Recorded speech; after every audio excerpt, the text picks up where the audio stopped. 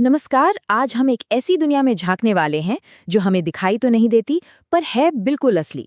हम बात कर रहे हैं यूवी विज स्पेक्ट्रोस्कोपी की।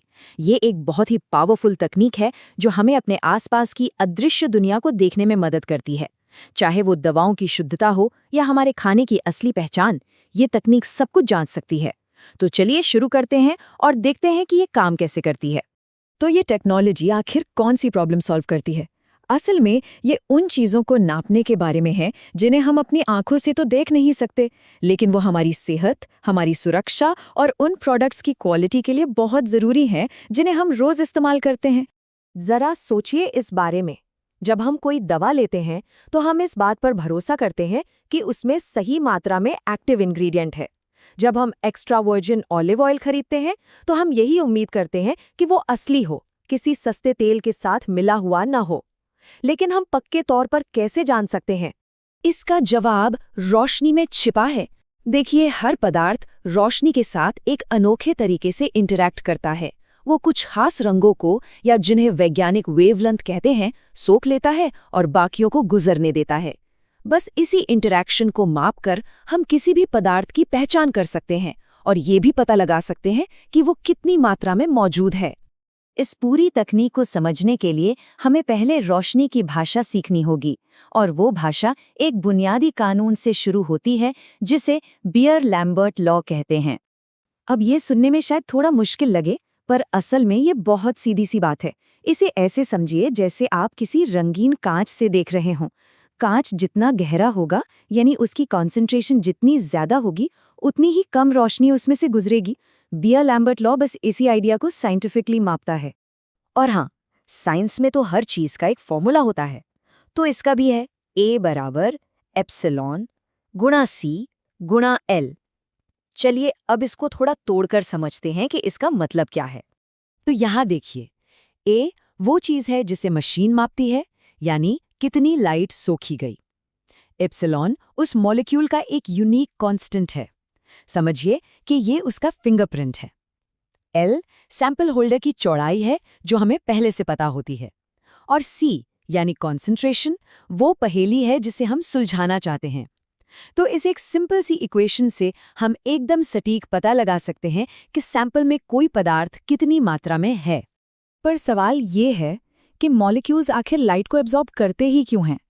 इसका जवाब क्वांटम लेवल पर छिपा है, एक प्रक्रिया में जिसे इलेक्ट्रॉनिक ट्रांजिशन कहते हैं। हर मॉलिक्यूल में इलेक्ट्रॉन्स के लिए खास एनर्जी लेवल होते हैं, बिल्कुल एक सीढ़ी के डंडों की तरह। एक इलेक्ट्रॉन सिर्फ इन डंडों पर ही रह सकता है, बीच में कहीं नहीं। जब सही एनर्जी वाला प्रकाश का एक फोटॉन, यानी एक एनर्जी पैकेट उससे टकराता है, न बहुत ज्यादा न बहुत कम, तो वो एक इलेक्ट्रॉन को निचले डंडे से उछालकर ऊपर वाले डंडे पर पहुंचा सकता है। सिर्फ खास एनर्जी वाली रोशनी ही ये जंप करा सकती है, और यही वो रोशनी है जिसे मॉलिक्यूल सोख लेता है। अब इस स्लाइड का सबसे मजेदार हिस्सा ये है कि ये एनर्जी जंप्स हमें मॉलिक्यूल के स्ट्रक्चर के बारे में बहुत कुछ बताते हैं। जिन मॉलिक्यूल्स में खास तरह के केमिकल बॉन्ड्स होते हैं, जैसे डबल बॉन्ड या एरोमेटिक रिंग्स, वो यूवी विज लाइट को बहुत अच्छे से एब्जॉर्ब करते हैं।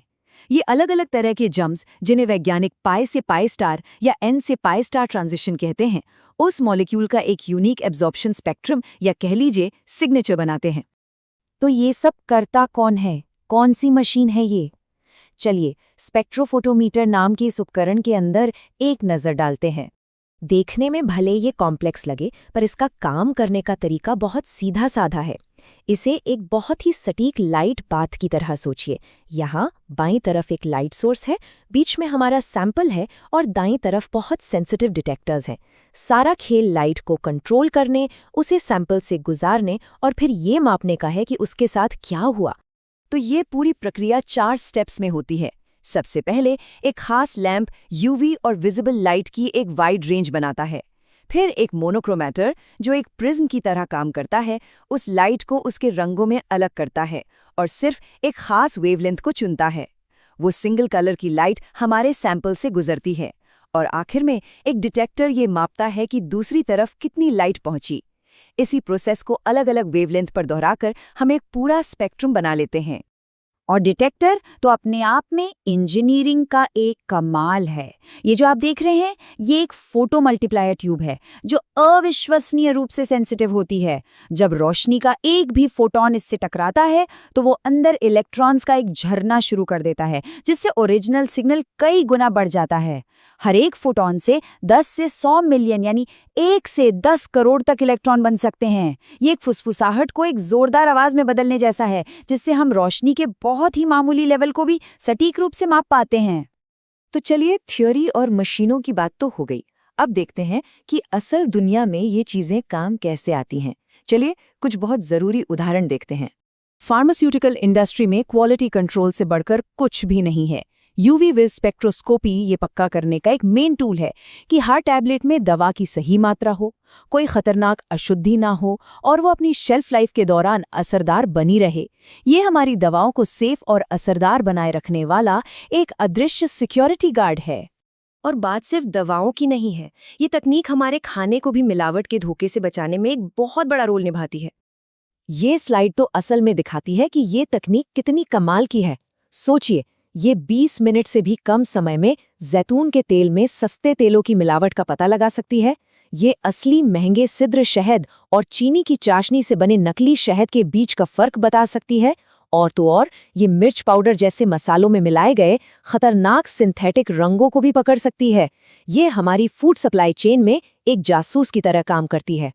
तो आखिर में ये साफ है कि ये सिर्फ लैब में रखी एक मशीन नहीं है, बल्कि मॉडर्न साइंस की एक असली बुनियाद है। ये कोटेशन इस बात को बिल्कुल सही तरीके से बताता है। अपनी सादगी, सटीकता और कम लागत की वजह से यूवी विज स्पेक्ट्रोस्कोपी अनगिनत साइंटिफिक फील्ड्स में एक ज़रूरी टूल बन गई है, जो हमें मॉलिक्यूलर लेवल पर चीज़ों की बनावट को समझने में मदद करती है। और ये हमें इसी सोच के साथ छोड़ जाता है। हमने देखा कि कैसे रोशनी की एक किरण का विश्लेषण करने से हमारी दवाएं सुरक्षित रहती हैं, हमारा खाना असली रहता है और मॉलिक्यूल्स के राज खुलते हैं। ये सोचने पर मजबूर करता है, रोशनी की उसी किरण में और न जाने कौन कौन से छिपे हुए सच हैं जो बस खोजे जाने का इंतजार कर रहे हैं।